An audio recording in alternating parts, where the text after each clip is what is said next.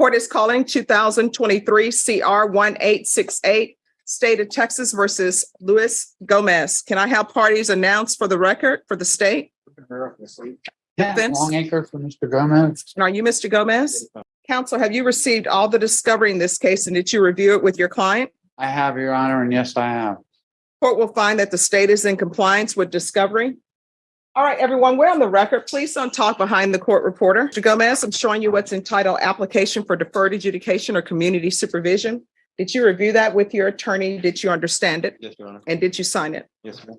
Showing you what's entitled True Bill of Indictment. Did you review that with your attorney? Did you understand? Counsel, do you waive the reading of the indictment?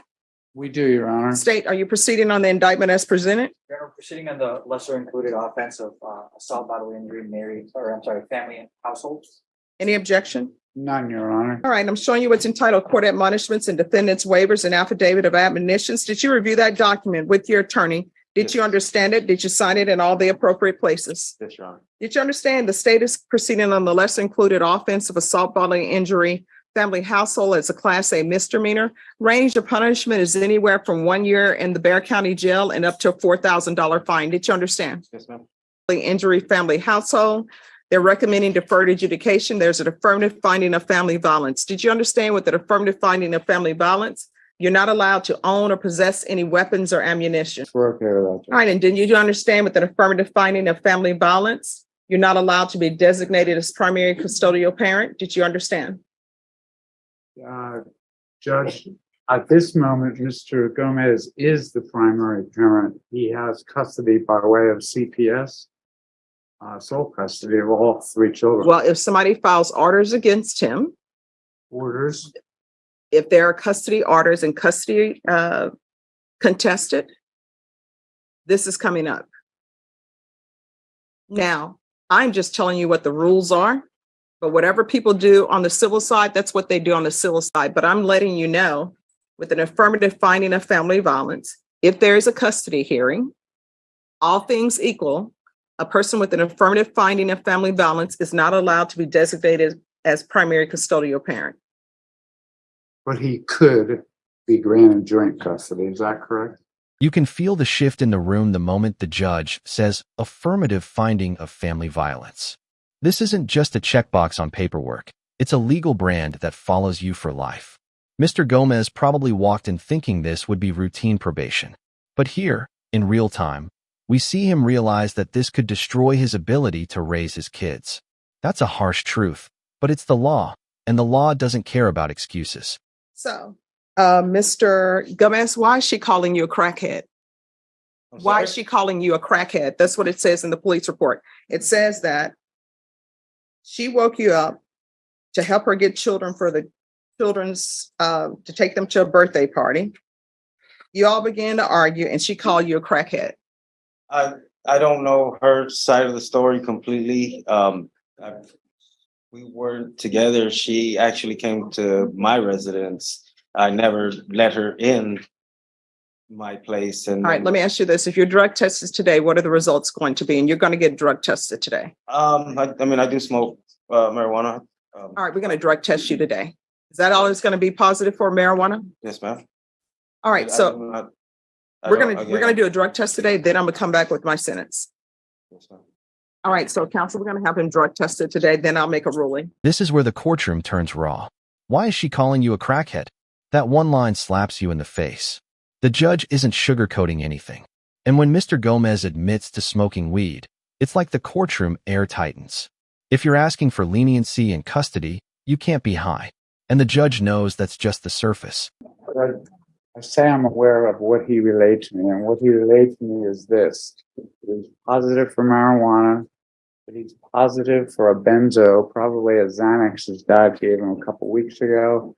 He's positive for a Vicodin also, which his dad gave him for back pain a couple weeks ago. Oh, see, that's still no excuse because he was dishonest with the court. And I don't know why somebody is allowing him to have children and he's using drugs. But I'm not a civil court. I can only do what I can do. All right, we're back on the record in 2023 CR 1868, State of Texas versus Luis Gomez.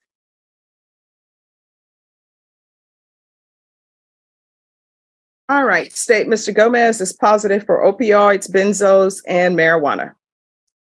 So do y'all wish to continue with this plea? Your Honor, this Now we're in deep. It wasn't just weed. It's benzos, Vicodin, all unprescribed. The judge's reaction? Brutal, but fair. I don't know why someone like this is being allowed to have children. And she's right.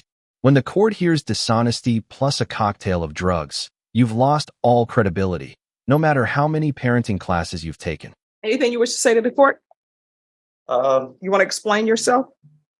I was just, Being dishonest, to you, yes, ma'am. I did not realize, that it would come by positive. know that I had, well, I mean, I did the Vicodin. I do know that that's what I took because I was in pain and I asked my father for So meds. again, we're back to the point that you were dishonest to the court. I don't know why you're wasting up probation's UA. Doing those UAs cost money. They're not free.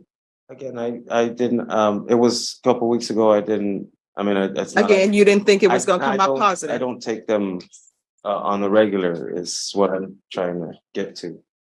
I mean, I should have said, I took that a couple weeks ago and included it in when you asked me about the marijuana. I didn't, that's my fault. And Well, I mean, you were just dishonest. You got to own it. yes, ma'am. I mean, there's no other way around it. I was dishonest. Let's talk about honesty. When you're standing in front of a judge, everything rides on your word. And Mr. Gomez blew it.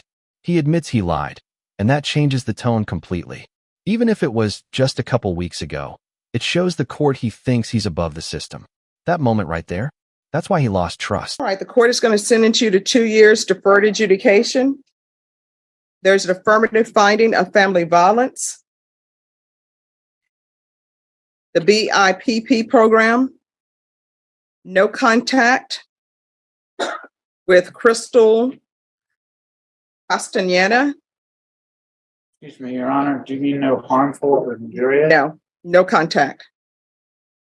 How then can they exchange children for this case? Well, Through a third party? We've been managing. Yeah, through a third party. Yes, ma'am. I'm going to want the UA hotline. If you have a back problem or something else that's going on, you can't be taking other people's Yes, ma'am. medications. I am aware. There's no marijuana use in this court. Yes, ma'am. It is still illegal in Texas. Do you understand? Yes, ma'am. So we're going to do the UA hotline. I'm going to want him tested for levels. He's going to be tested weekly. Proof of employment within 30 days. There's to be no employment as a home health care provider or with minors. Probation, is there anything else? Did you want field visit? Yes, let's do field visits once per month, and that's until he's clean. And do you want community service hours? This wasn't just a slap on the wrist. The judge drops a no-contact order, bans him from working near kids, and orders drug tests, parenting classes, and community service. She's rebuilding him from the ground up. It's tough love, but maybe the only kind that sticks. All right, we can go off the record.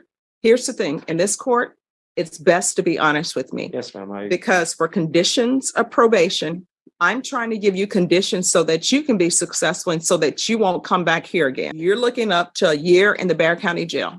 Yes, ma'am. I am aware. If you have any issues, speak with probation. If you feel like probation isn't addressing those issues, then come back to court. We'll figure it out. Do you understand? Yes, ma'am. And here's the lesson that hits hardest. The judge isn't here to punish. She's here to prevent. I'm giving you these conditions so you won't come back again. That's not cruelty. That's a warning. And Mr. Gomez better take it seriously, because next time, it won't be deferred. It'll be a jail cell.